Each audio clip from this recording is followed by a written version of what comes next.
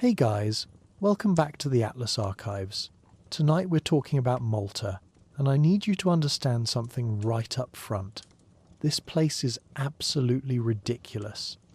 We're talking about 3 tiny limestone rocks in the middle of the Mediterranean total area, smaller than Detroit, that have somehow been conquered by Phoenicians, Romans, Arabs, Normans, the Knights Hospitaller, Napoleon, and the British Empire. This archipelago has been continuously inhabited for 7,000 years despite having literally 0 rivers, 0 lakes, and 0 natural sources of fresh water. It's been one of the most strategically important pieces of real estate in human history because it sits right in the middle of the Mediterranean shipping lanes, like a toll booth you can't avoid. During World War II, it was so heavily bombed that King George awarded the entire island population a medal for collective bravery, which is the only time that's ever happened. So go ahead and dim the lights, get comfortable, and drop a comment letting me know where you're listening from tonight. If you're new here, subscribe. We're doing deep dives on every country on Earth, and Malta is genuinely one of the wildest. Let's get into it. Chapter 1.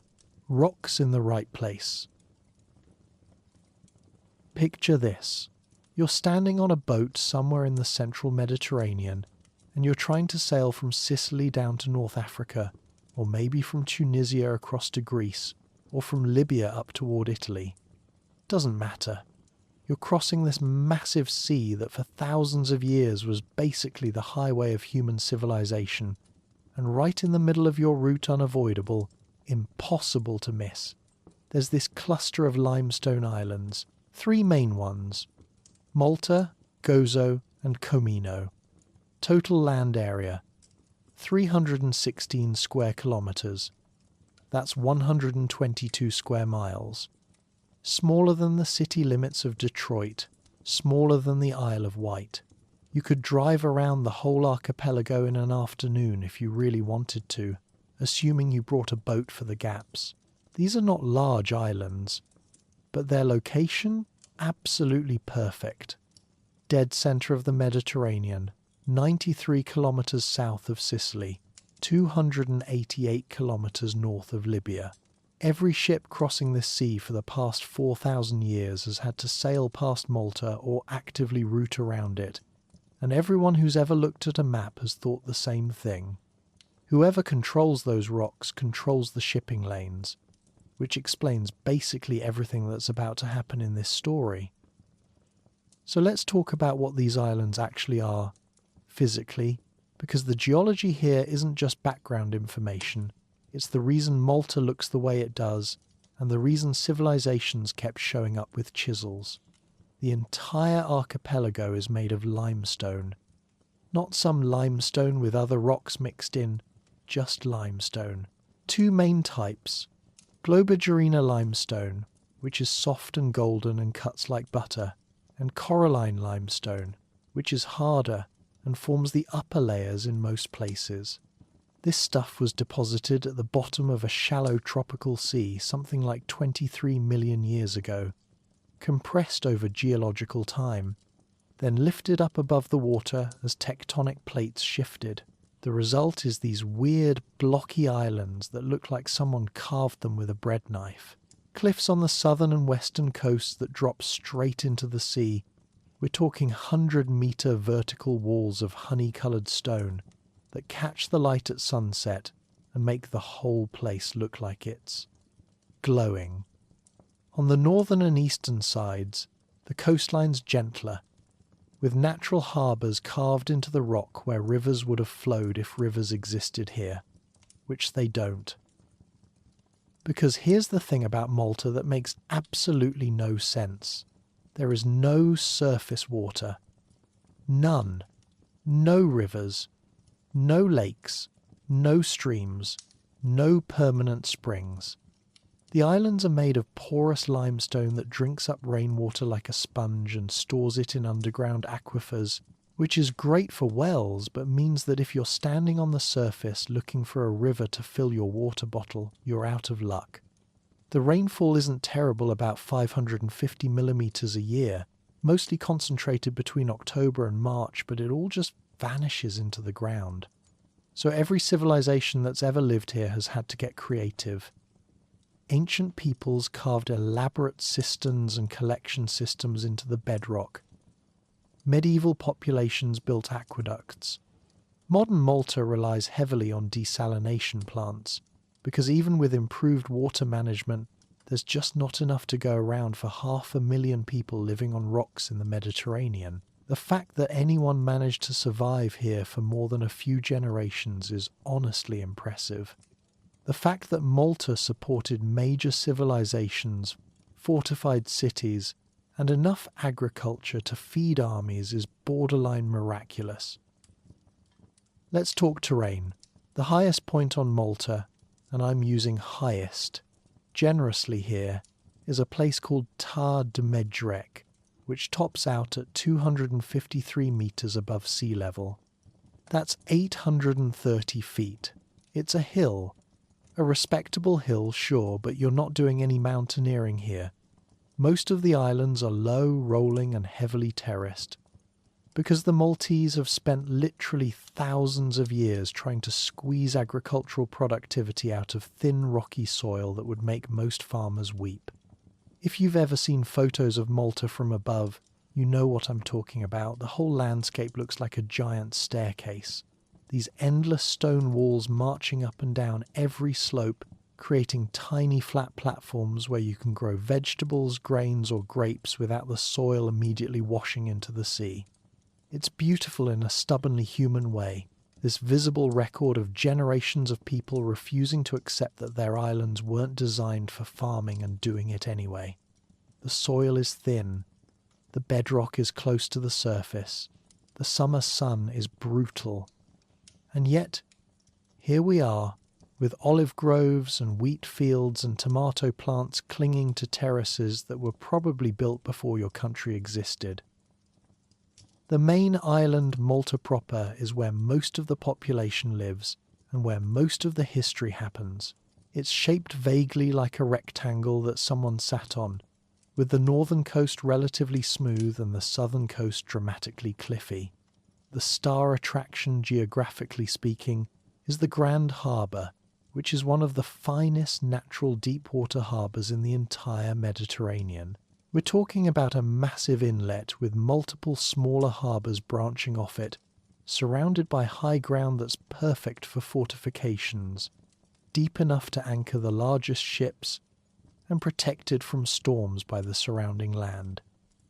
If you were designing a harbour from scratch for maximum strategic and commercial value, you'd basically build the Grand Harbour. Next to it is Marsamget Harbour, slightly smaller but equally useful. These harbours are the reason Malta's capital, Valletta, exists where it does.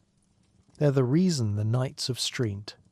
John chose Malta as their fortress headquarters in 1530. They're the reason the British held on to Malta like a prized possession for 164 years. Geography is destiny, and Malta's destiny was written in the shape of these harbours. Then you've got Gozo, the second largest island, which sits about 6 kilometres northwest of Malta and has a completely different vibe. Gozo is greener, quieter, more agricultural, more traditionally rural.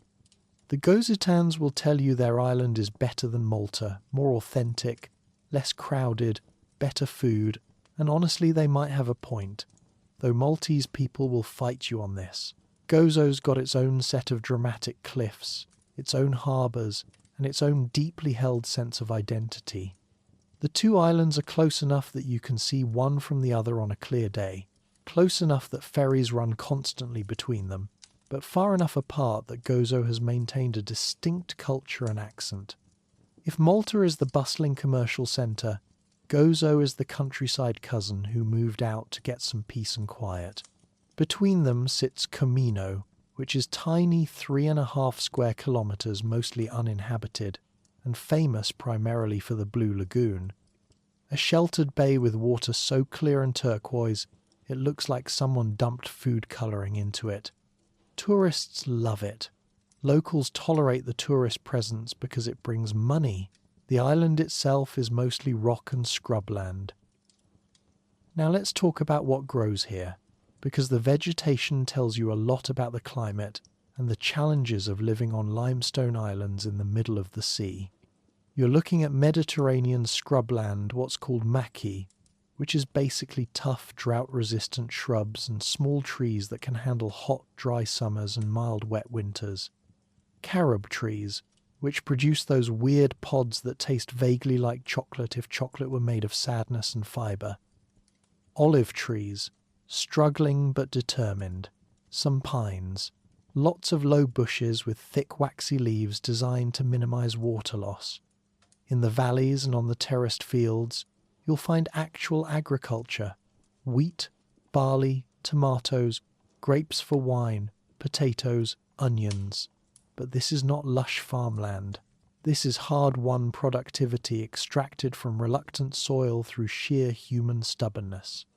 The islands were probably more forested in ancient times, but thousands of years of human habitation, shipbuilding, and firewood collection stripped most of that away.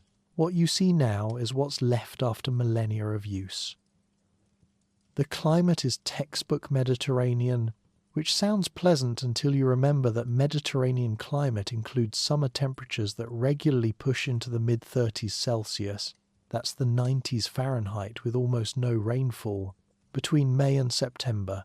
The winters are mild, rarely dropping below 10 degrees Celsius, but wet.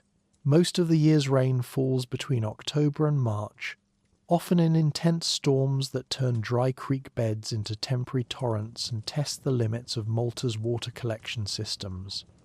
The humidity is high year-round because you're surrounded by sea, which makes the summer heat feel even more oppressive and the winter damps seep into your bones.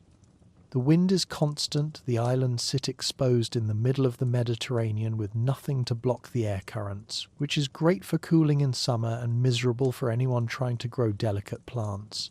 On the upside, you get about 300 days of sunshine a year, which is genuinely excellent if you're a tourist or a lizard. Speaking of which, wildlife. Let's be honest, there's not a lot going on here.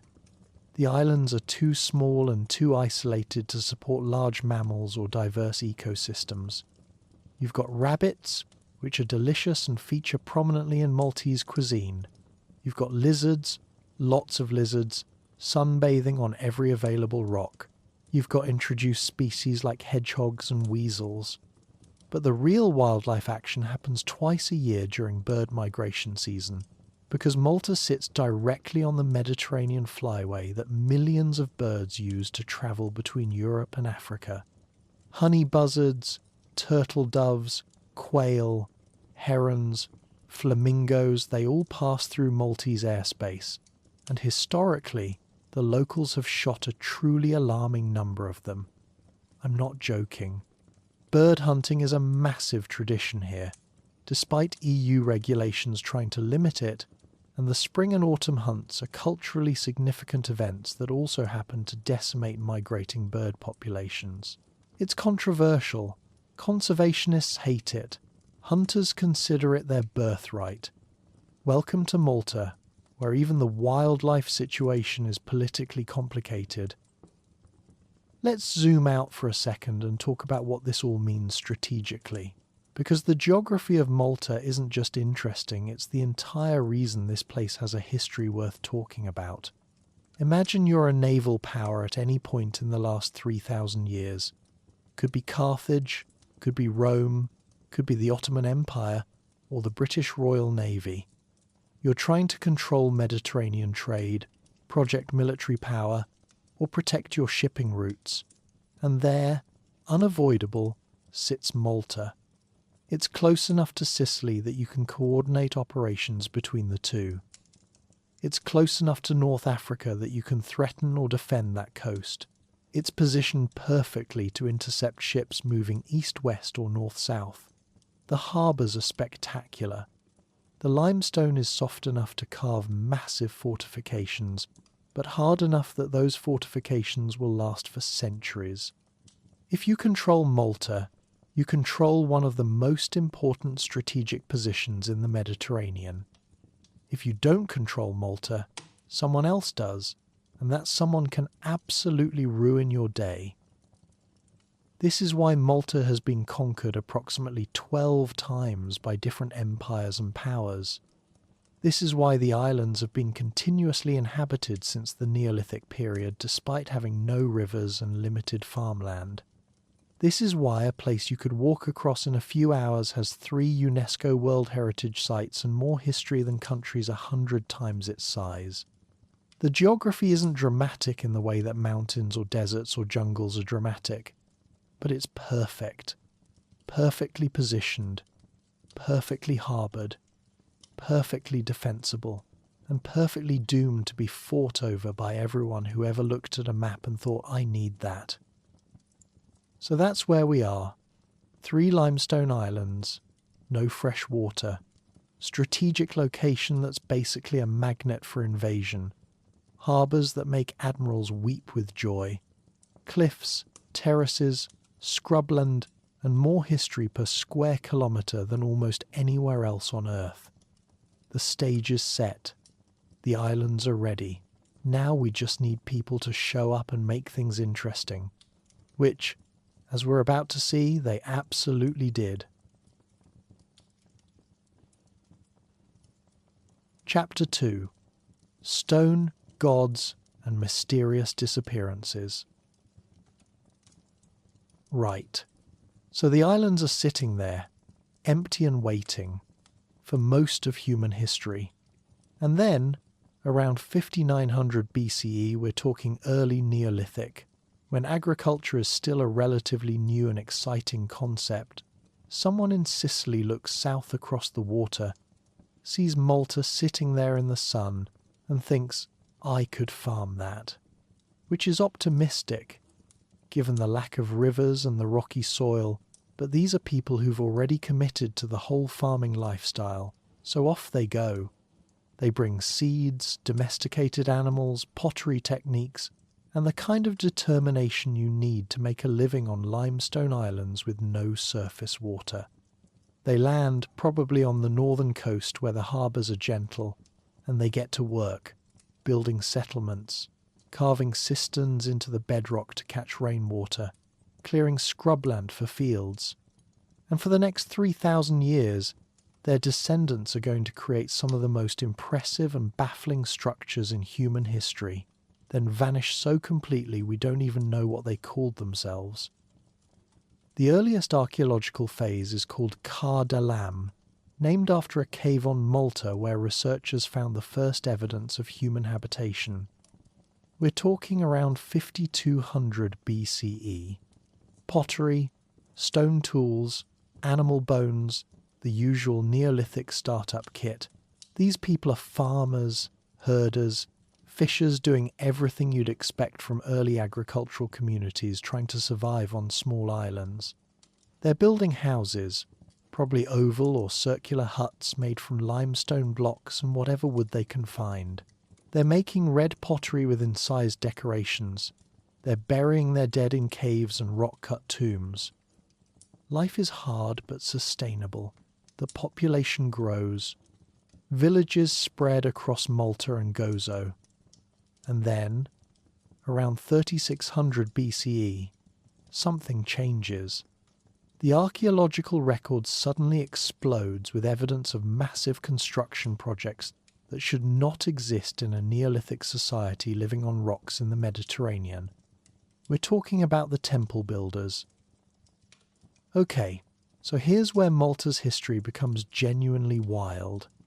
Between 3600 and 2500 BCE, a period of about 1100 years, the people living on these islands built more than 30 megalithic temple complexes using limestone blocks that weigh multiple tons, arranged them with sophisticated architectural knowledge, decorated them with intricate carvings, and aligned them with astronomical events. These are not simple stone circles. These are multi-room structures with corbelled ceilings, decorated altars, evidence of ritual activity, and construction techniques that wouldn't look out of place in Bronze Age Egypt. Except this is happening before the Bronze Age, before the wheel reaches Malta, before metal tools are common. And here's the part that breaks people's brains. These temples are older than Stonehenge. They're older than the Egyptian pyramids. The Gantiyar temples on Gozo, which date to around 3600 BCE, are among the oldest freestanding stone structures on Earth. When the Egyptians were building the Great Pyramid at Giza, Malta's temples had already been standing for over 1,000 years. Let's talk about Gantia specifically, because it's the poster child for this entire phenomenon. The name means Giant's Tower in Maltese, which tells you what medieval Gozatans thought when they saw these massive structures. Clearly giants built them. Because how else could prehistoric people move stones weighing over 50 tons without modern equipment? The temples sit on a plateau on Gozo, two connected structures surrounded by a massive outer wall made of coralline limestone blocks. Some of these blocks are over 5 meters long. They were quarried, transported, and placed without metal tools, without wheels, without any of the technology we associate with monumental construction. The interiors are made of softer Globigerina limestone, carved and shaped into apses, these semicircular chambers that radiate off a central corridor. The doorways are carefully constructed with massive threshold stones and lintels. There's evidence of roofing, probably corbelled stone or timber and thatch, and the whole thing is oriented towards specific astronomical events, suggesting whoever built this was paying very close attention to the movement of the sun and stars. Then you've got the temples at Taj Akim and Menidra on the southern coast of Malta, built around 3000 BCE. These are later than Gantia, but arguably more sophisticated. Ajarkim has this incredible entrance, trilithon, two massive upright stones supporting a horizontal lintel that frames the doorway like something out of an ancient fantasy novel. Inside, the chambers are filled with carved altars, stone basins, and decorative elements including spirals and animal reliefs. Menidra, sitting just down the hill, is famous for its astronomical alignments.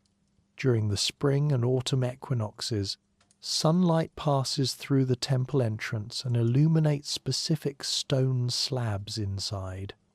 During the summer and winter solstices, different alignments activate. These people were not just building impressive structures, they were encoding astronomical knowledge into stone architecture. Which raises the question, what were these buildings for? Good question. We have no idea. Well, we have theories, but no written records because the temple builders didn't have writing. What we do know from excavations, these were ritual centres, not domestic spaces. Animal bones, pottery, stone altars, and evidence of offerings suggest religious or ceremonial use. The temples contain libation holes, carved depressions in the stone floors where liquid offerings might have been poured. There are oracle holes in some walls, small apertures that might have been used for delivering prophecies or creating acoustic effects. And then there are the figurines. Oh, the figurines! Malta's temples have produced hundreds of carved figures, many of them depicting extremely obese women with exaggerated hips, thighs and breasts. These fat ladies, and yes, that's what archaeologists call them, probably represent some kind of fertility goddess or mother deity. The largest example, found at Tarxian, would have stood over 2 meters tall. We're talking about a society that devoted enormous resources to building stone temples and carving representations of divine feminine power, suggesting a religion centered on fertility, abundance, and possibly a matriarchal or goddess-focused belief system. The Tarxian temples, by the way, are worth mentioning because they represent the peak of temple builder achievement right before everything collapses. Built around 3000 to 2500 BCE, Tarxian is a massive complex of 4 interconnected structures decorated with some of the finest stone carving from the period. Spirals, animals, altars with geometric patterns, evidence of animal sacrifice. We're talking sheep, goats, pigs, cattle. The famous Fat Lady statue was found here, along with fragments of other large figures. The craftsmanship is genuinely impressive. These people had mastered stoneworking to a degree that rivals contemporary civilizations in the Eastern Mediterranean. And then, around 2500 BCE, it all stops. The temples are abandoned. The population crashes. Within a few generations, the entire temple builder culture is gone. Nobody knows exactly what happened. Climate change is one theory. Evidence suggests the Mediterranean region experienced a serious drought period around this time, which on water-scarce islands like Malta would be catastrophic. Resource depletion is another possibility. Maybe 1100 years of intensive agriculture and deforestation exhausted the soil and made the islands unsustainable for a large population. Disease could have played a role. Or maybe it was a combination of all three: environmental stress, resource shortage, an epidemic hitting simultaneously and triggering societal collapse. What we know from the archaeological record is that the temple building stops, burial practices change, and the population declines so dramatically that Malta might have been temporarily abandoned or reduced to a tiny remnant population. It's one of the great mysteries of Mediterranean prehistory. A sophisticated culture that lasted over a millennium, built monuments that still stand 5,500 years later, and then vanished so completely we don't know their language, their name for themselves, or the details of their religion, just the stones they left behind. The Bronze Age in Malta is, comparatively, kind of boring. Sorry, Bronze Age Malta, but you're following an impossible act. Around 2500 BCE, new people arrive, probably from Sicily, because that's where everyone comes from when they show up in Malta bringing Bronze Age technology and a completely different culture. They're not building temples. They're building dolmens, standing stones, and rock-cut tombs. They're making bronze tools and weapons. They're farming and herding and fishing and generally doing Bronze Age things. The population is smaller. The culture is less architecturally ambitious. But life goes on. Settlements cluster around the coasts. Trade routes develop with Sicily and other Mediterranean islands. Malta becomes part of the broader Bronze Age world, connected to trading networks that span the sea. It's not spectacular, but it's stable. And then, around 800 BCE, ships start arriving from the eastern Mediterranean with purple sails, carved gods, and an interest in turning Malta into a way station for commercial empire. The Phoenicians. If you don't know about the Phoenicians, they were the ancient world's greatest maritime traders, based primarily in what's now Lebanon cities like Tyre, Sidon, Byblos. They invented the alphabet that eventually became the basis for Greek and Latin scripts. They sailed all over the Mediterranean, establishing trading posts and colonies. They turned commerce into an art form. And they looked at Malta sitting right in the middle of the sea lanes between the eastern and western Mediterranean and saw opportunity. The natural harbours, the strategic location. The fact that any ship sailing from Phoenicia toward their colonies in Sicily, Sardinia, or North Africa would pass right by Malta. So they established a presence, probably around 800 BCE, turning the islands into what was essentially a Mediterranean gas station, a place to resupply, repair ships, trade goods, and maintain a foothold in the central Mediterranean. The Phoenician period in Malta is less about dramatic conquest and more about integration into a commercial network. They brought their language, their gods, particularly Astarte and Melkart, and their trading practices. Archaeological evidence from this period includes Phoenician pottery, inscriptions, and evidence of urban development around the harbour areas. The name Malta itself might derive from a Phoenician or Punic word, possibly maleth, meaning refuge or haven, which makes sense given the harbours, or maybe from melit, meaning honey, because apparently the islands produced decent honey. Etymology is always a mess with ancient names, but either way, this is probably when Malta as a name starts appearing in written records. The Phoenicians didn't radically transform the islands the way later conquerors would, but they brought Malta into the Mediterranean world system, connected it to trade routes that stretched from Spain to the Levant, and set the pattern that would define the islands for the next 2,500 years.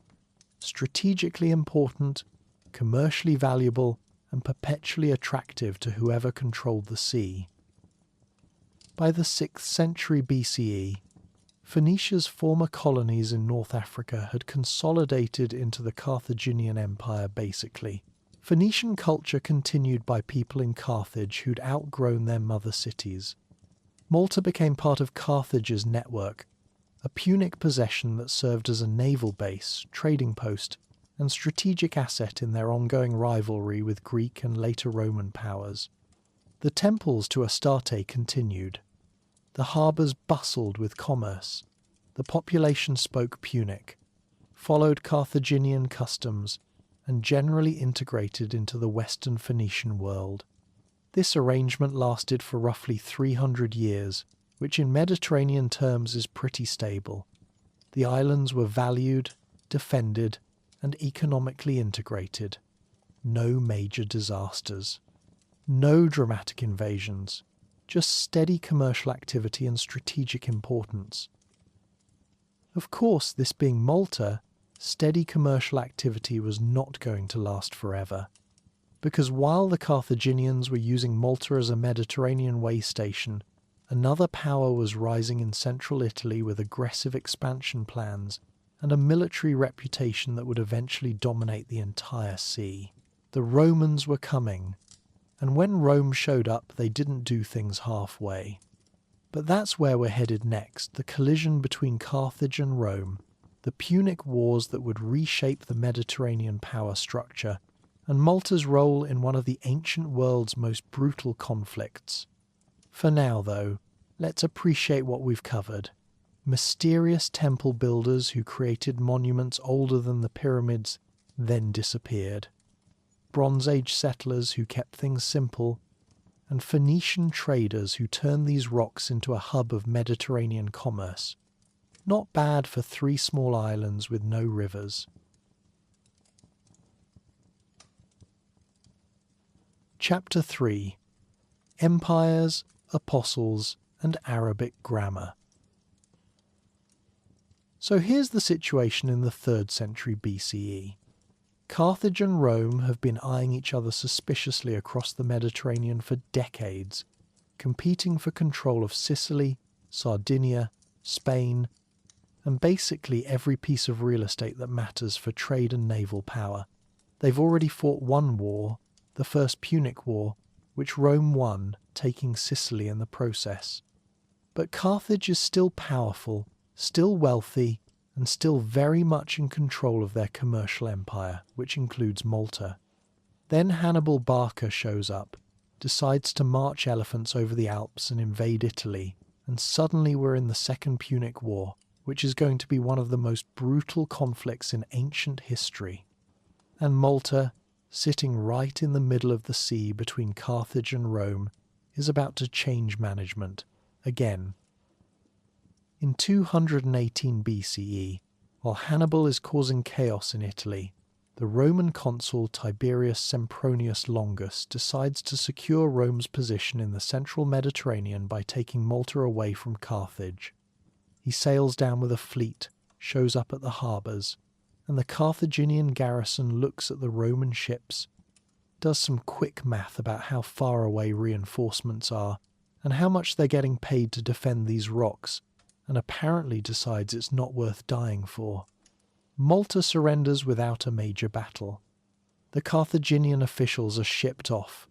The Roman standards go up.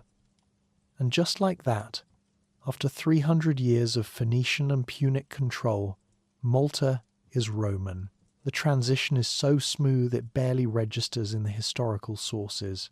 No dramatic siege, no heroic last stand, just a practical acknowledgement that Carthage's Mediterranean power is waning and Rome's is rising, and small islands don't get to choose sides, they get assigned to whoever has the bigger fleet. Rome, to its credit, treats Malta pretty well. The islands become part of the Roman province of Sicilia, governed from Syracuse, but they're granted municipium status, which is basically semi-autonomous city status with favourable terms.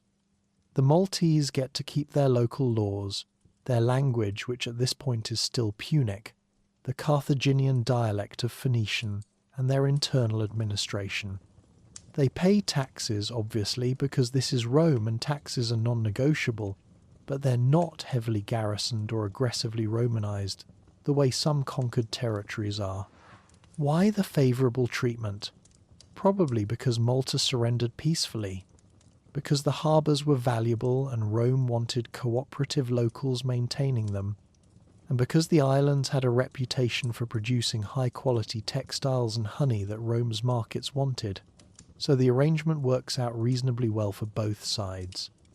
Malta gets Roman infrastructure, protection, and access to Mediterranean trade networks. Rome gets a strategic naval station and a steady supply of taxes and trade goods. Everyone's happy. Or at least, nobody's rebelling, which by Roman standards counts as happy. The Roman period in Malta is long.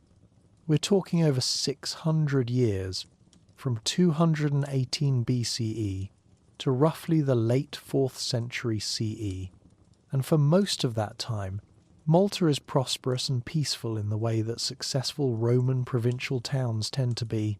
The main urban centre is Melite, which is what the Romans call the hilltop town we now know as Medina. It's fortified, well-positioned inland where it's safe from coastal raids, and serves as the administrative capital. The population spreads out across the islands in villas, farms, and small settlements.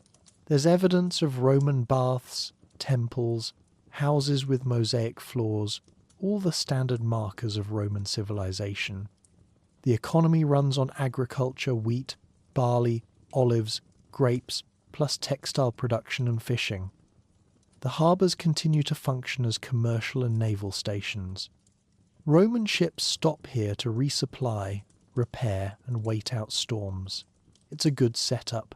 Not glamorous, but functional and stable, which is more than most places in the Roman Empire can claim. And then, in the year 60 CE, something happens that will define Malta's identity for the next 2,000 years. A ship gets caught in a storm. It's carrying a prisoner named Paul of Tarsus, a Jewish Roman citizen who's been spreading this new religious movement called Christianity and has managed to annoy enough people that he's being transported to Rome to stand trial.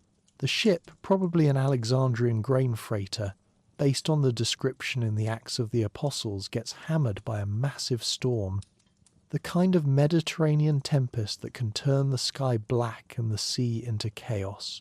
For 2 weeks they're battered by wind and waves, the crew throwing cargo overboard to stay afloat, everyone assuming they're going to die. And then, just when things are looking hopeless, the ship smashes into a reef off the coast of Malta and breaks apart. Everyone swims or floats to shore. 276 people, including Paul, survive, which is genuinely miraculous given the circumstances. Now, if you're Christian, this is one of the most important moments in Maltese history. If you're not, it's still a fascinating historical episode because of what happens next. Paul and his fellow survivors wash up on a beach tradition says it's St. Paul's Bay on the northern coast. Though the exact location is debated and they're met by the local population, who the Book of Acts calls barbarous people, which is ancient Greek for people who don't speak Greek and doesn't actually mean barbaric. These locals build a fire to warm the shipwrecked passengers, bring them food, and generally practice the kind of hospitality that Mediterranean islanders have perfected over millennia of dealing with stranded sailors. Paul is helping gather firewood when a viper drawn out by the heat bites him on the hand.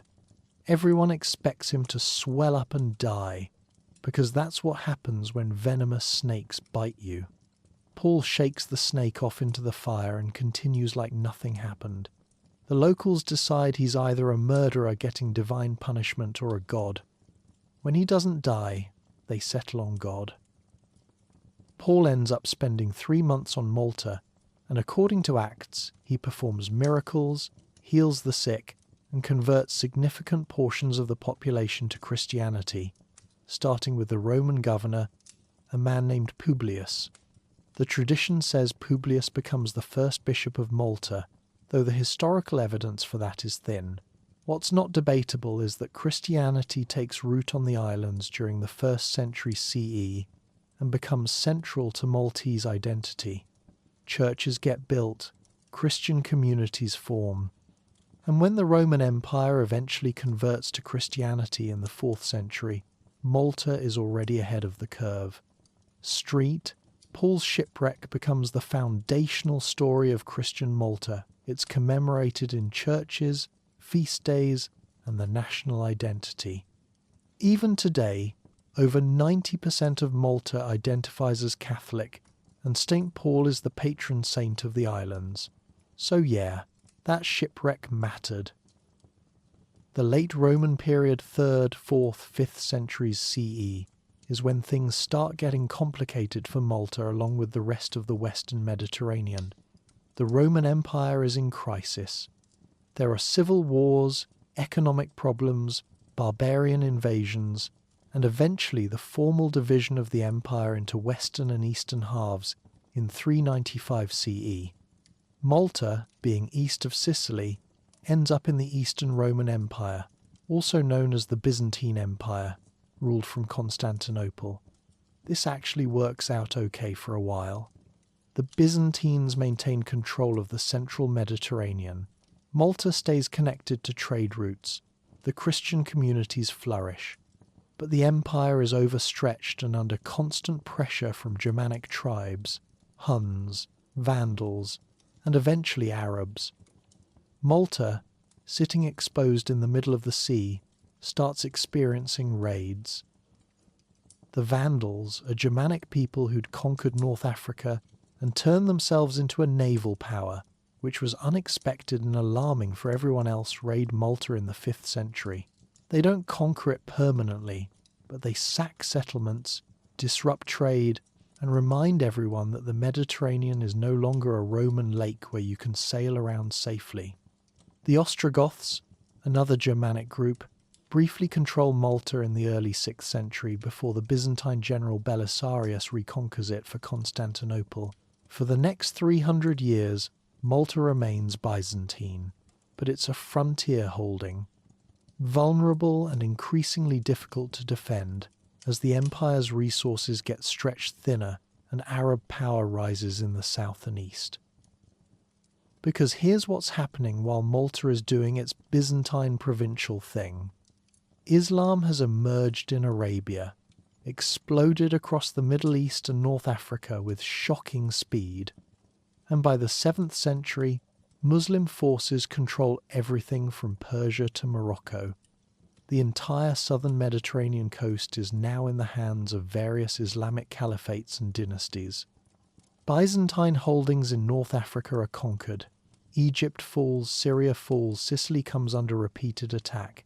And Malta, sitting between Muslim-controlled North Africa and Byzantine-controlled Sicily, becomes a target for Arab raids.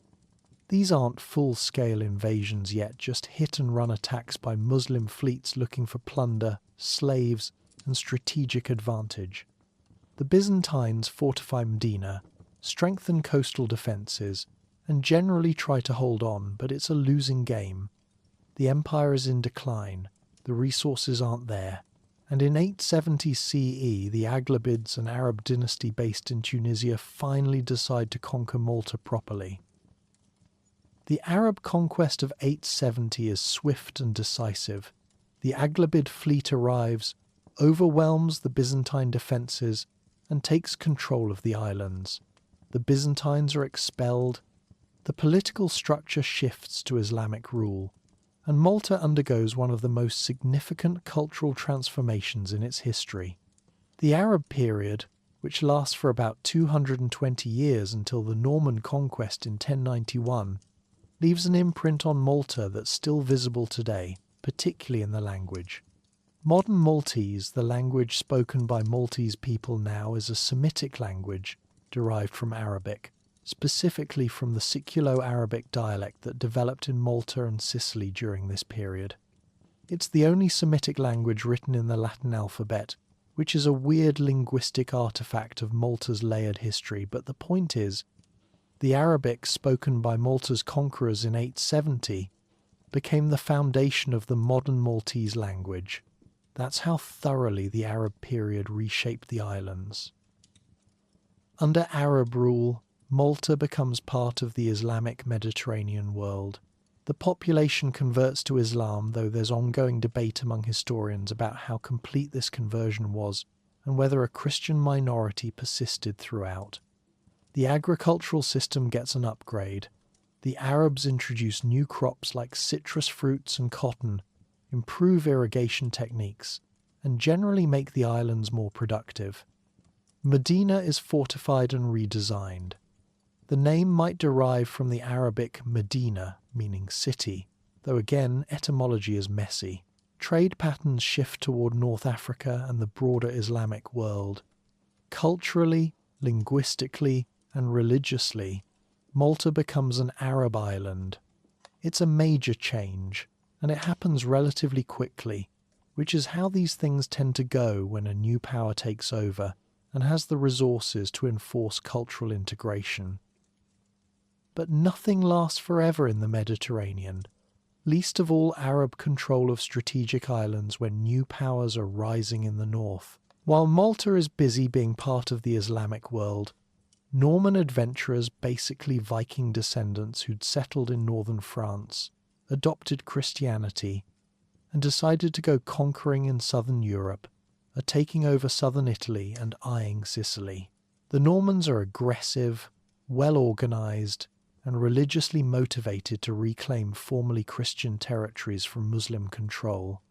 By the late 11th century, they've conquered most of southern Italy and are mounting a major campaign to take Sicily from its Arab rulers.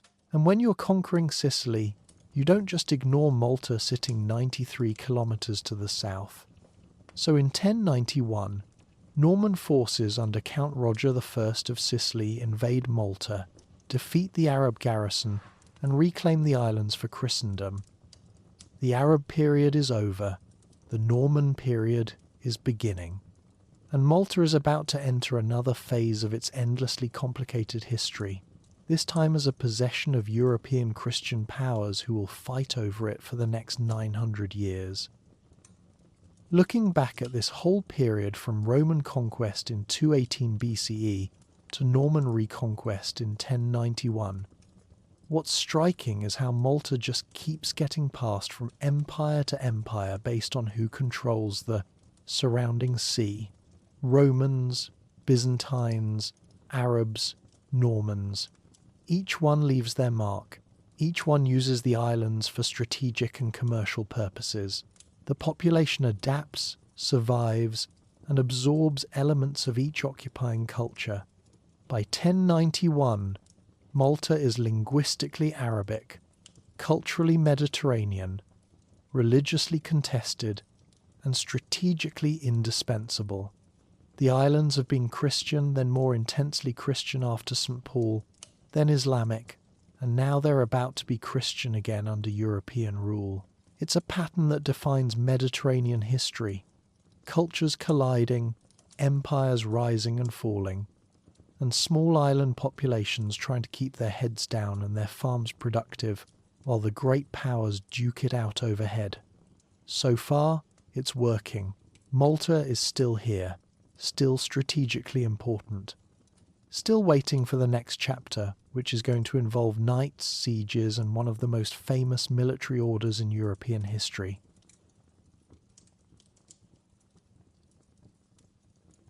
Chapter 4. Knights, Sieges, and the most famous falcon in literature. After the Norman conquest in 1091, Malta settles into a pattern that will last for over 400 years. It belongs to whoever controls Sicily. The Normans rule Sicily, so they rule Malta. Then the Hohenstaufen dynasty takes over Sicily in the 12th century, and Malta comes along for the ride. Then it's the Angevins, then the Aragonese, then the Spanish. Malta just keeps getting handed from one Sicilian overlord to the next like a strategic afterthought. During this entire period from 1091 to 1530, Malta is basically a backwater. Mdina remains the capital. The harbours still function. The population farms, fishes and survives. Christianity is restored and becomes dominant again. The Arabic-speaking Muslim population either converts or emigrates. It's stable but not particularly exciting.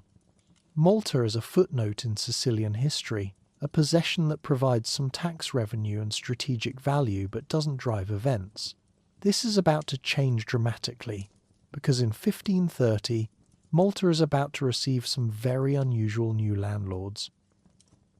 The Knights of St. John, also called the Knights Hospitaller, are one of the most fascinating organisations in medieval and early modern European history.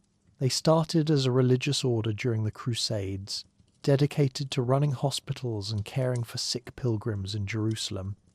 Then they militarised, became one of the premier fighting forces in the Holy Land, and basically turned into a hybrid organisation that was part monastery, part military order, part naval power. When the Crusader states collapsed, the knights relocated to Cyprus, then conquered the island of Rhodes in 1310 and turned it into a fortified base for waging naval warfare against Muslim powers in the eastern Mediterranean. For over 200 years, they operated from Rhodes, running an independent state, maintaining a fleet, and generally being a thorn in the Ottoman Empire's side. The Ottomans tolerated this because the knights were useful enemies. They provided legitimacy for Ottoman military campaigns and kept European naval power divided. But by the early 16th century, Sultan Suleiman the Magnificent had had enough.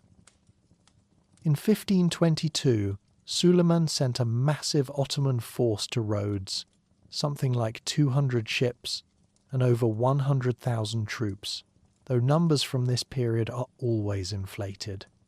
The knights, under Grand Master Philippe Villiers de l'Isle-Adam, held out for 6 months in one of the great sieges of the era. They fought brilliantly, inflicted heavy casualties, and made Suleiman pay for every metre of ground. But ultimately they were outnumbered, outgunned, and running out of supplies. On the 1st of January 1523, they negotiated a surrender. Suleiman, respecting their courage, allowed them to leave with their weapons, their banners, and their treasures. The knights evacuated Rhodes and sailed into homelessness. For the next 8 years they wandered the Mediterranean looking for a new base, bouncing between Italy and France, increasingly irrelevant and desperate. Then Charles V, the Holy Roman Emperor and King of Spain, made them an offer. In 1530, Charles V gave the Knights of St. John the Maltese Islands, Malta, Gozo, Comino, plus the North African city of Tripoli. The deal came with conditions.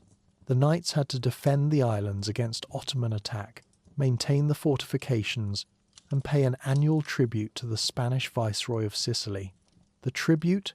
1 Maltese falcon, yes, that Maltese falcon, 1 hunting bird per year. This detail will eventually inspire Dashiell Hammett to write a detective novel in 1930, which will become one of the most famous noir films ever made, which means Malta's rent to Spain in the 16th century is now permanently embedded in American pop culture. History is weird.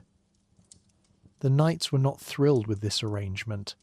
After Rhodes, a prosperous island with fertile land, good harbours, and a developed urban centre, Malta looked like a downgrade.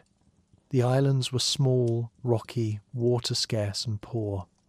The population was maybe 20,000 people, most of them farmers scratching out a living on terraced fields. The main town, Mdina, was inland and fortified but tiny. The harbours were excellent, which was the main selling point, but everything else about Malta screamed last resort. The knights called it a barren rock.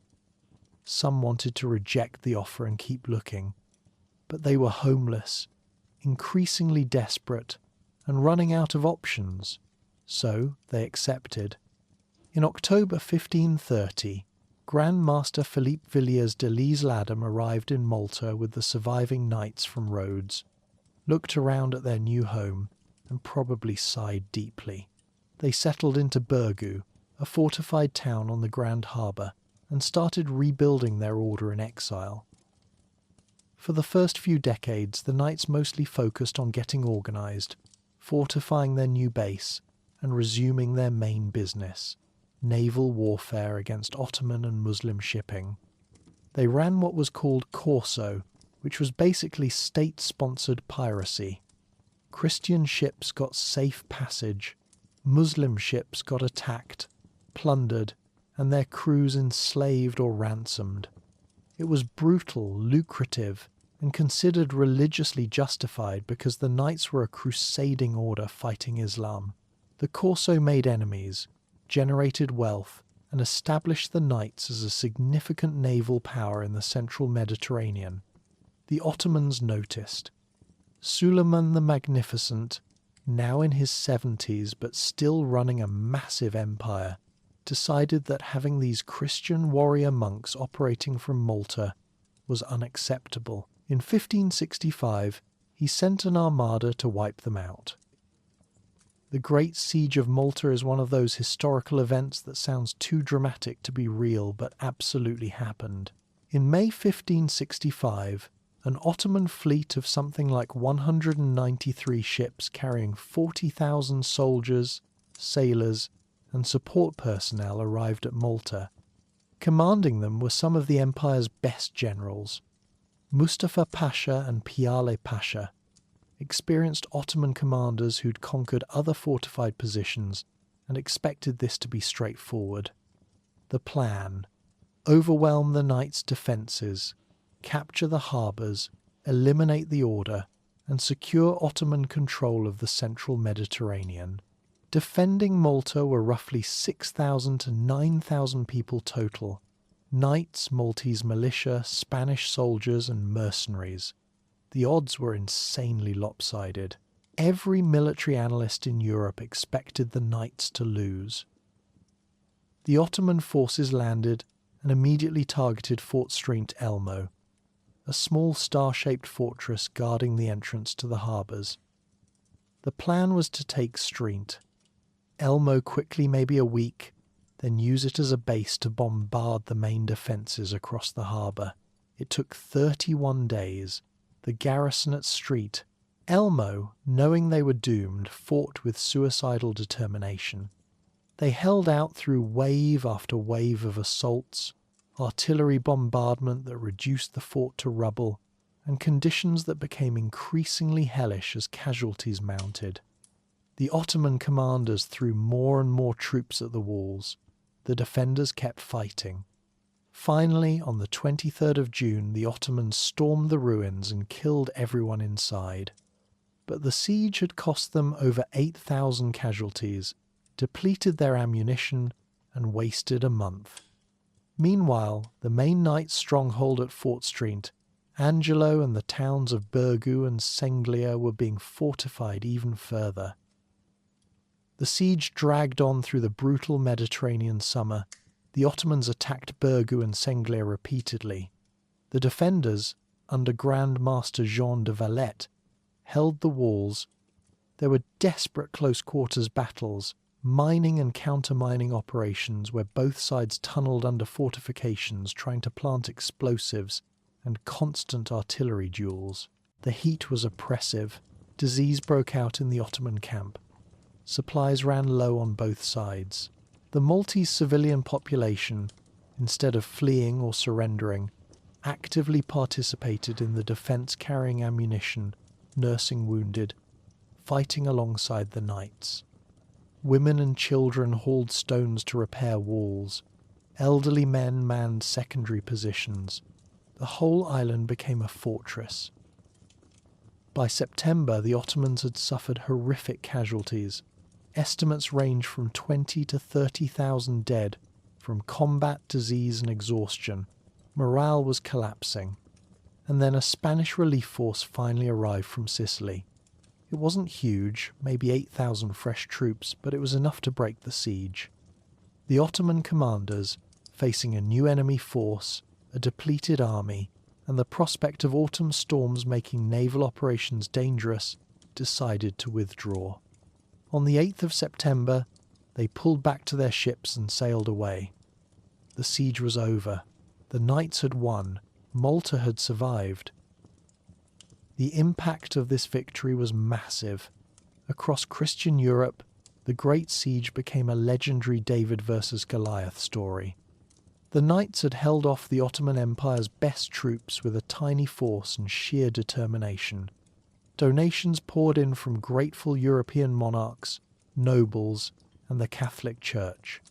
The knights went from desperate exiles to heroes of Christendom, and Grand Master Jean de Valletta, who'd led the defence at age 71, became one of the most celebrated military leaders of his era. The Ottoman Empire, meanwhile, had suffered one of its most humiliating defeats. Suleiman died the following year, and though the empire remained powerful, the aura of Ottoman invincibility was cracked. Malta had proven that even the Sultan's armies could be beaten. In the aftermath, the knights decided they needed a new city. Burgu had survived the siege but was cramped and vulnerable. So in 1566, they began construction on the Cyprus Peninsula, the high ground overlooking the Grand Harbour where Fort St. Elmo had stood. They hired Francesco Laparelli, a military engineer, to design a completely new fortified city using the latest principles of Renaissance military architecture. The result was Valletta, named after the siege hero Jean de Valletta. It's one of the most impressive planned cities in Europe. A grid layout with straight streets designed to channel wind and provide killing fields during sieges, massive bastions and curtain walls surrounding the entire peninsula, palaces, churches and administrative buildings built in baroque style. St. John's Co-Cathedral, the Order's main church, is still there, and if you ever visit, the interior will blow your mind. It's basically a baroque explosion of gold, marble, carved stone, and Caravaggio paintings. Speaking of Caravaggio, in 1607 the famous Italian painter showed up in Malta on the run from Rome, where he'd killed a man in a brawl. The knights welcomed him because he was arguably the best painter in Europe, and they wanted impressive art for their new capital. Caravaggio painted several masterpieces for St. John's Co-Cathedral, including the beheading of St. John the Baptist, which is the only painting he ever signed. He was made an honorary knight. Then, being Caravaggio, he got into another fight, assaulted a senior knight, and was thrown into prison. He escaped, fled Malta, and died 2 years later in Italy under mysterious circumstances. But his paintings are still in Valletta, because even temperamental genius murderers can produce incredible work. Valletta became the knight's showpiece and Malta's new capital. By the early 17th century, it was a thriving baroque city filled with palaces, hospitals and fortifications that made it one of the most defensible positions in the Mediterranean. The knights ruled Malta as a sovereign entity. They answered to the Pope technically, since they were a religious order, but in practice they operated independently. The order was organised into 8 langues or tongues based on nationality: Provence, Auvergne, France, Italy, Aragon, England, Germany, and Castile. Each lang had its own auberge or inn in Valletta, its own responsibilities, and its own section of the fortifications to defend. The whole setup was like a multinational military monastery, that also happened to run a state. The Knights' golden age lasted through the 17th century. The Corso continued generating wealth from captured ships and ransom. European nobles sent their younger sons to Malta to become knights, which brought money and prestige. The order built hospitals, ran schools, maintained one of the Mediterranean's most powerful navies, and generally operated as a successful mini-state. But by the 18th century, cracks were appearing. The Corso became less profitable as European powers negotiated treaties with the Ottomans and Muslim states. The Knights became more of an aristocratic social club than a fighting force. Enlightenment ideas spreading across Europe questioned the legitimacy of feudal religious military orders. The French Revolution was especially hostile to everything the Knights represented: hereditary privilege, religious authority, and ancient institutions resistant to change. In 1798, Malta's luck ran out in the most anticlimactic way possible. Napoleon Bonaparte, leading a French expedition to invade Egypt, stopped at Malta to resupply. He had 40,000 troops on his ships. The Knights had maybe a few hundred active fighting men and a Maltese militia of uncertain loyalty. Many of the Knights were French and had no intention of fighting their own countrymen. The Grand Master at the time, Ferdinand von Hompesch, looked at the situation, did the math, and surrendered without a battle. Napoleon waltzed into Valletta, plundered the order's treasury, taking gold, silver, and treasures accumulated over 268 years, expelled the Knights, and declared Malta a French possession. The Knights of Street, John, who'd survived the Great Siege against overwhelming odds and built one of Europe's most impressive fortress cities, ended with a whimper. They sailed away into exile, again. Looking back at the Knights' period in Malta from 1530 to 1798, it's a wild arc. They arrived as homeless refugees on an island they didn't want. They survived the most dramatic siege in Mediterranean history. They built a magnificent capital city. They became fabulously wealthy and powerful. And then they declined into irrelevance and surrendered without firing a shot when a real challenge arrived. But the legacy they left behind is incredible.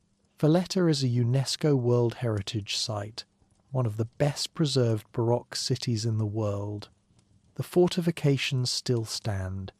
The hospitals, palaces, and churches they built define Malta's architecture, and the story of the Great Siege remains central to Maltese national identity.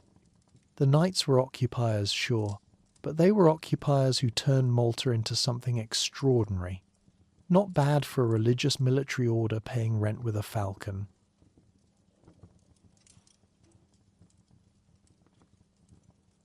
Chapter 5. The British, the Blitz, and a medal for an entire island. So Napoleon conquers Malta, plunders the treasury, and sails off to Egypt in 1798, leaving a French garrison to occupy the islands. The Maltese population, who've just watched their rulers of 268 years get unceremoniously kicked out, and their churches robbed by French revolutionary soldiers with strong opinions about religion and feudalism, are not thrilled with this new arrangement. Within months, resentment turns into open rebellion. The Maltese rise up, besiege the French garrison in Valletta, and send urgent requests to anyone who might help them get rid of these occupiers. The British Royal Navy, which is fighting Napoleon across the Mediterranean and understands the strategic value of Malta's harbours better than anyone, shows up with ships and troops. Together, the British and Maltese rebels blockade Valletta for 2 years until the French garrison, starving and demoralised, surrenders in 1800. The British move in, and they're going to stay for the next 164 years. Initially, Britain occupies Malta as a temporary wartime measure. The plan is to hand the islands back to the Knights of Street. John, after Napoleon is defeated, or maybe give them to some other European power as part of the post-war settlement. But then British naval commanders start filing reports about how phenomenally useful Malta is. The harbours are perfect. The location is ideal for controlling Mediterranean shipping lanes. The fortifications are already excellent, thanks to the Knights building spree. And the Maltese population, having helped Britain kick out the French, is generally cooperative. By 1814, when European powers are dividing up Napoleon's conquered territories at the Congress of Vienna, Britain has decided it's keeping Malta. The Treaty of Paris makes it official. Malta becomes a British colony. The Maltese have minimal say in this, because that's how colonialism works, but most accept British rule as preferable to French occupation or returning to the Knights. At least the British Navy brings jobs. For the next century and a half, Malta's entire existence revolves around being Britain's Mediterranean fortress. The Royal Navy expands the dockyards, builds new fortifications, and stations fleets in the Grand Harbour. British military spending becomes the backbone of Malta's economy. Thousands of Maltese work in the dockyards, building ships, repairing vessels, loading supplies. The islands become known as the nurse of the Mediterranean during the Crimean War because of the hospitals built to treat wounded British soldiers. During World War I, Malta serves as a major hospital base and a staging area for anti-submarine operations. The British presence is pervasive. English becomes an official language alongside Maltese and Italian. The legal system gets anglicised. British governors rule from the Grand Master's Palace in Valletta. The Union Jack flies over fortifications built by the Knights. It's colonialism, with all the economic dependency, cultural pressure, and political subordination that implies. But the relationship is complicated. Britain doesn't plantation colonise Malta the way it does other territories. There's no large-scale settlement of British colonists displacing locals. The Maltese retain their language, religion, and culture. Many Maltese serve in British military units, learn English, and integrate into the imperial system while maintaining distinct identity. The economy benefits from British spending, even if it creates dangerous dependency. Education improves, infrastructure develops, but political power remains firmly in British hands, and Maltese self-governance is limited to local municipal issues. It's the standard colonial bargain: economic benefits and military protection in exchange for political subordination and strategic use of your territory. And for most of the 19th and early 20th centuries, this arrangement is stable if not particularly inspiring.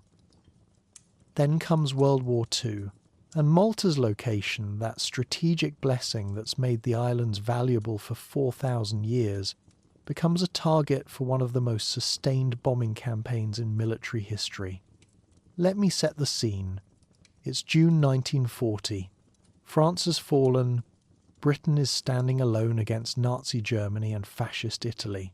Malta sits 93 kilometres south of Sicily, which is controlled by Mussolini's Italy, and about 300 kilometres north of Libya, where Italian and later German forces are fighting British troops for control of North Africa. Every supply convoy the Axis powers send from Italy to their armies in Africa has to pass near Malta. If Britain controls Malta, it can use air and naval forces based there to attack those convoys, disrupting Axis supply lines. If the Axis controls Malta, Britain's position in the Mediterranean collapses, so both sides understand. Malta cannot be neutral. It has to be taken or destroyed. The Italian Air Force begins bombing Malta in June 1940, the day after Italy enters the war. At first, it's not too bad Malta's air defences are weak, but Italian bombing is relatively limited. Then Germany gets involved. The Luftwaffe, fresh from devastating Rotterdam and bombing London, arrives in Sicily in early 1941 with experienced bomber crews and a simple mission: neutralise Malta. What follows is one of the most intense sustained bombing campaigns of the war. For 3 years, 1940 to 1943, Malta is bombed relentlessly. Thousands of tons of explosives, incendiary bombs, attacks on the dockyards, airfields, towns and civilian areas. By April 1942, Malta is being bombed more heavily than London during the Blitz, on a per square kilometre basis. The islands are tiny, so there's nowhere to hide. Every raid hits something important. The Maltese response to this is genuinely remarkable. The entire civilian population becomes part of the defence effort. People dig shelters into the limestone using the same soft rock that made the islands easy to fortify historically, creating massive underground tunnel networks where they lived during raids. Anti-aircraft gun crews, many of them Maltese volunteers, fire at attacking bombers from positions on the fortifications. Workers in the dockyards repair damaged ships under fire. Women run soup kitchens, hospitals and civil defence operations. Children act as messengers and spotters. The whole society mobilises in a way that's rare even in wartime. There's no panic, no mass surrender, just grim determination to hold out. But determination doesn't feed people, and by 1942, Malta is starving. The islands produce some food locally, but nowhere near enough to sustain the population. Everything else has to be imported by sea, and the Mediterranean is crawling with German U-boats, Italian submarines, and Axis aircraft hunting British convoys. Multiple convoy operations are launched from Gibraltar and Alexandria trying to resupply Malta. Most get devastated. Ships are sunk, supplies go down. By mid-1942, Malta has maybe 6 weeks of food left. Fuel for the fighters is almost gone, and ammunition stocks are critically low. If the next convoy fails, Malta will have to surrender or starve. The situation is desperate. In August 1942, the British launch Operation Pedestal, a massive convoy effort to save Malta. 14 merchant ships, heavily loaded with fuel, food and ammunition, sail from Gibraltar escorted by a huge naval force.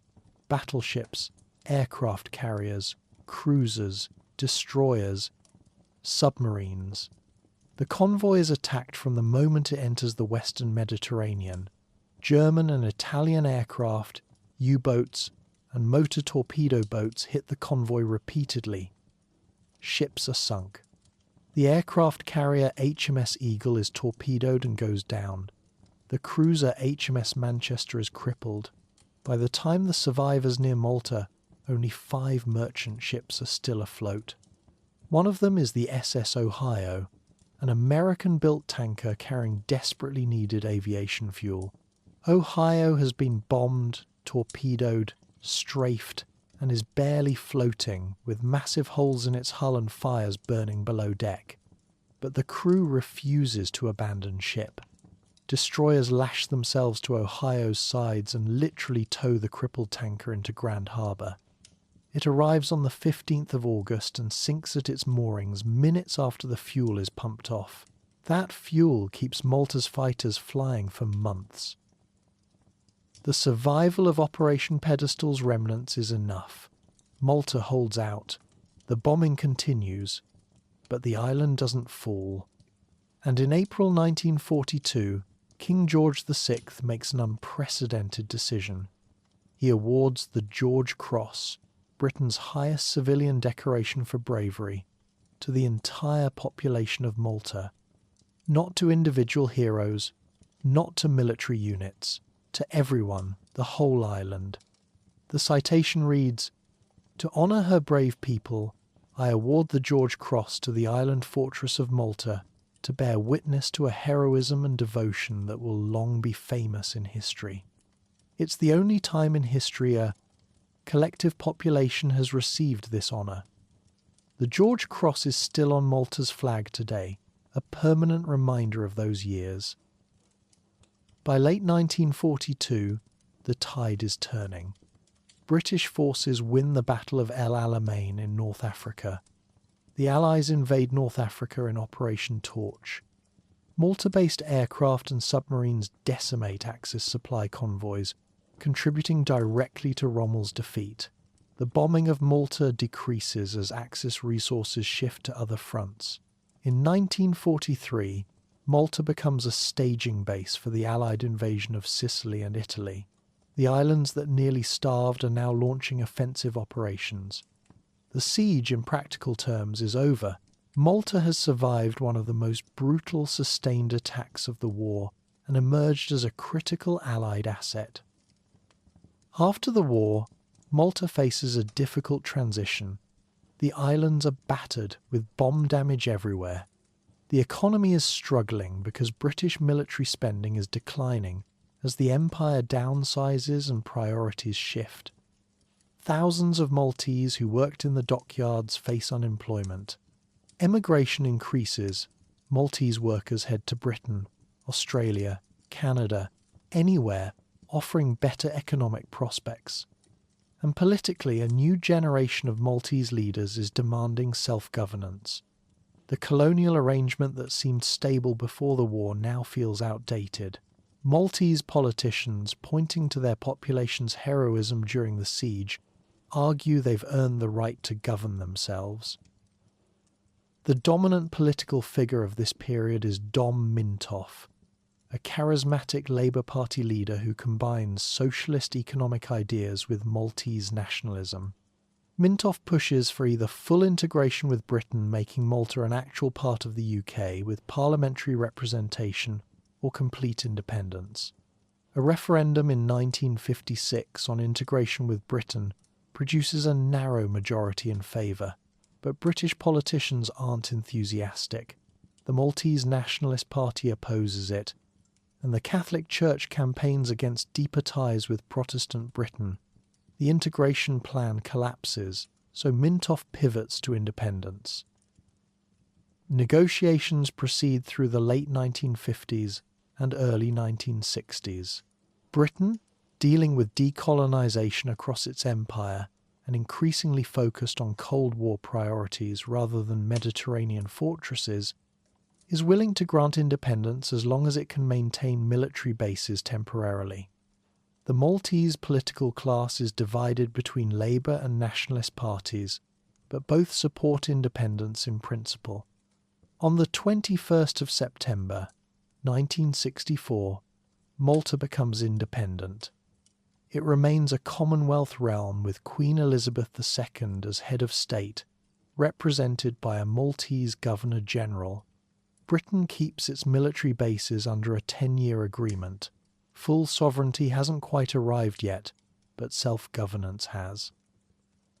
Looking back at the British period from 1800 to 1964, it's a story of dependency, survival, and eventual self-determination. Britain turned Malta into a fortress and an economic satellite. The Maltese worked in British dockyards, fought in British wars, and lived under British governors. But during World War II, the Maltese proved they weren't just passive colonial subjects. They endured bombing that would have broken other populations. They held one of the most strategic positions in the Mediterranean against overwhelming force, and they earned international recognition for their courage. That collective experience, the siege, the George Cross, the survival, becomes central to modern Maltese national identity. It's the moment when Malta stopped being just a strategic rock that empires fought over and became a nation with its own story, its own pride, and increasingly its own future. Independence is just the formal recognition of what the Maltese already knew about themselves.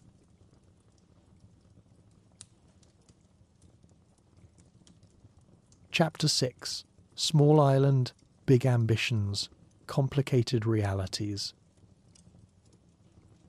Independence in 1964 is just the beginning. Malta is technically sovereign, but Queen Elizabeth is still head of state. British military bases are still operating, and the economy is still largely dependent on external forces. The political establishment is divided between the Nationalist Party, which tends toward conservative pro-Western politics, and the Labour Party, led by Dom Mintoff, who has much bigger ideas about what Maltese independence should look like.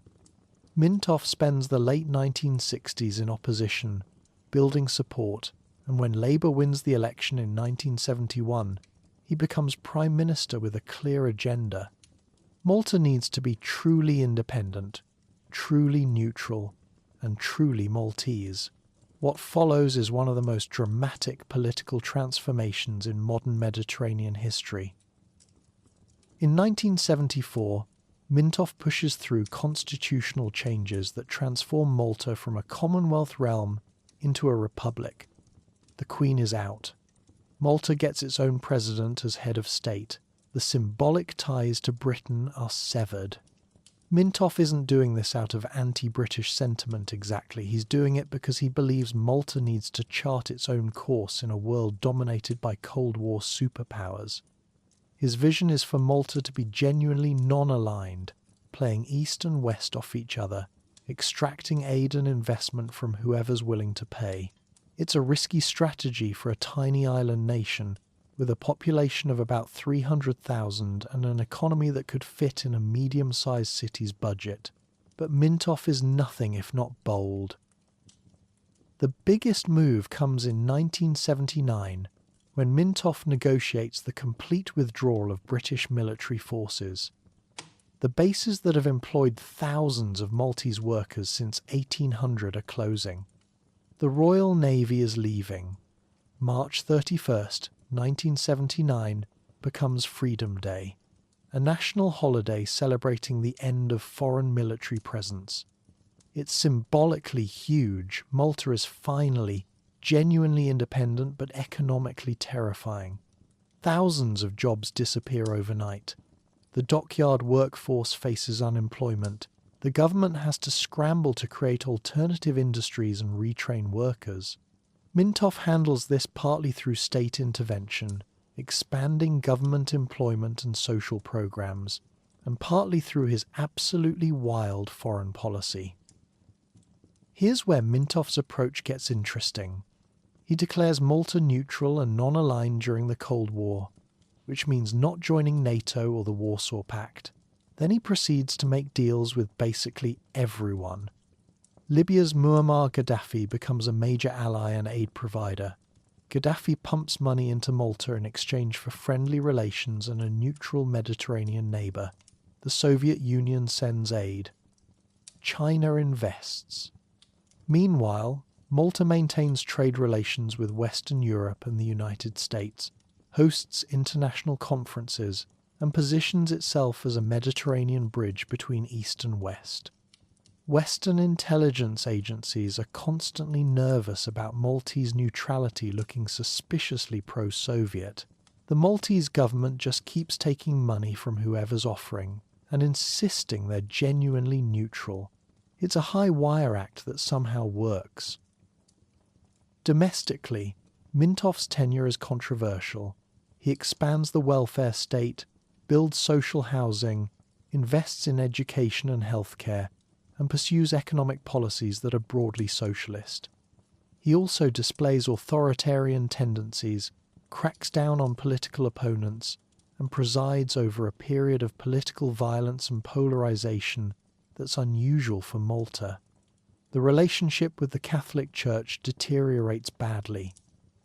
Mintoff confiscates church property, reduces church influence in education, and picks fights with the Vatican that alienate Malta's deeply Catholic population. By the time he steps down in 1984, he's transformed Malta into a republic with a diversified economy and genuine independence, but he's also left deep political divisions and a mixed legacy. Some Maltese revere him as the father of modern independence. Others remember the political chaos and economic struggles. The post-Mintoff era sees Malta gradually pivoting toward Europe. The economy diversifies away from dependence on military spending and Gaddafi's cash. tourism becomes a major industry.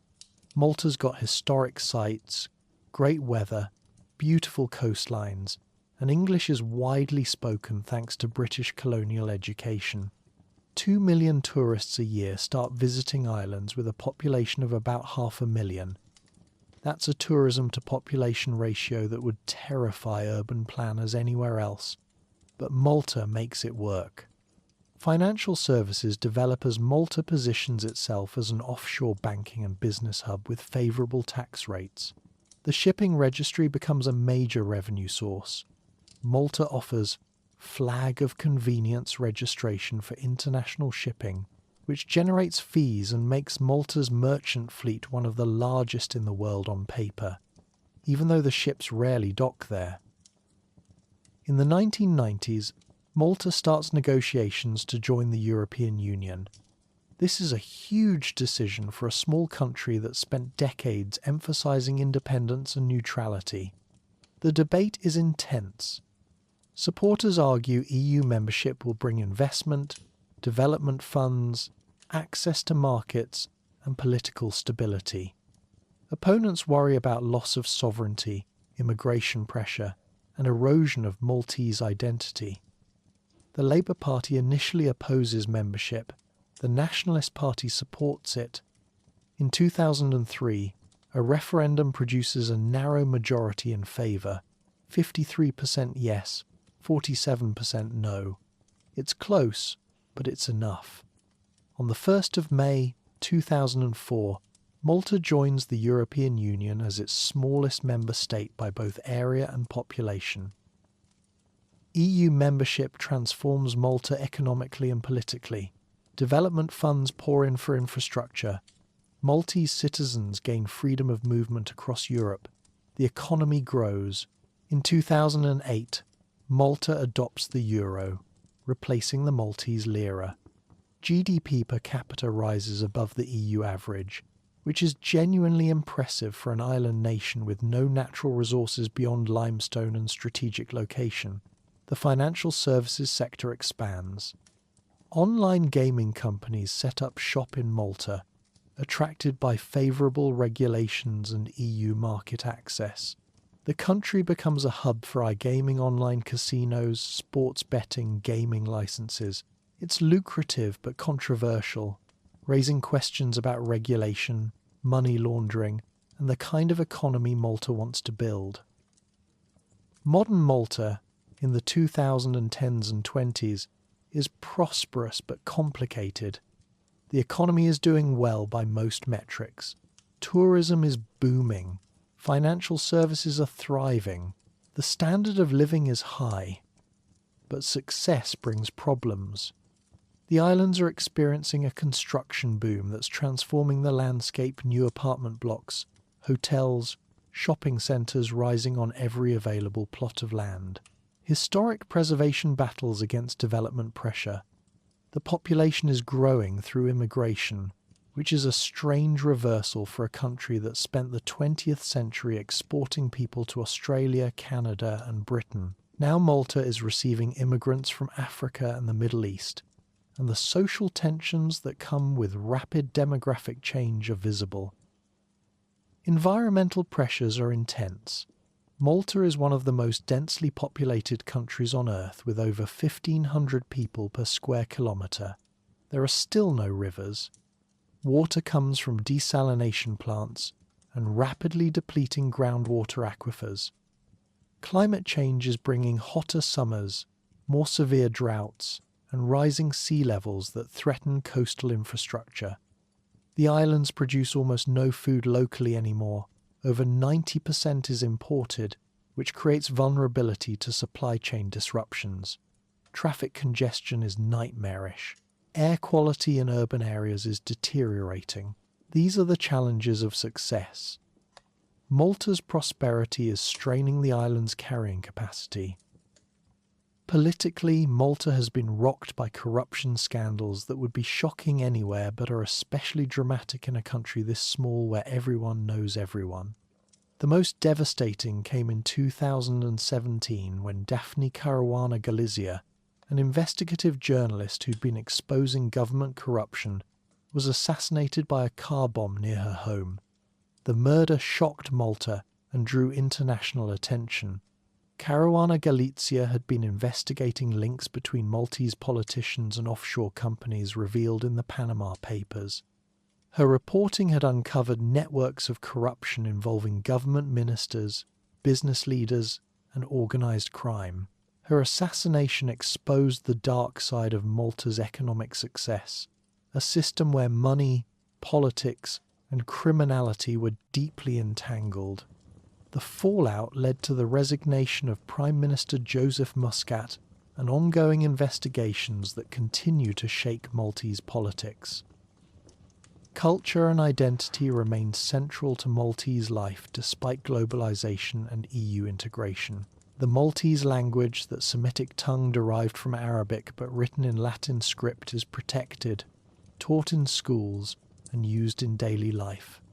It's the only Semitic language in the European Union, a living connection to Malta's medieval Arab period.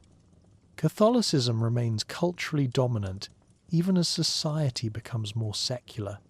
Over 95% of Maltese identify as Catholic, and feast days, church festivals, and religious traditions structure the social calendar. But younger generations are less religiously observant. Divorce was only legalized in 2011, and abortion remains illegal, highlighting tensions between traditional Catholic values and modern European norms. Malta's 3 UNESCO World Heritage Sites, the city of Valletta, the megalithic temples, and the Fial Saflieni Hypogeum, are sources of national pride and tourism revenue. Valletta, the baroque fortress city built by the knights after the Great Siege, is one of the best preserved historic urban centres in Europe. Walking through its grid of narrow streets, past golden limestone buildings and massive fortifications, you're stepping through layers of history. Knights' palaces, British colonial administration buildings, World War II bomb-damaged scars, modern EU-funded restoration projects. The megalithic temples, those mysterious Neolithic structures older than Stonehenge, and the pyramids remain enigmatic and awe-inspiring. They're Malta's connection to a deep, mysterious past that predates written history. The World War II legacy is everywhere. The George Cross is on the national flag. Fort St. Elmo is now a war museum.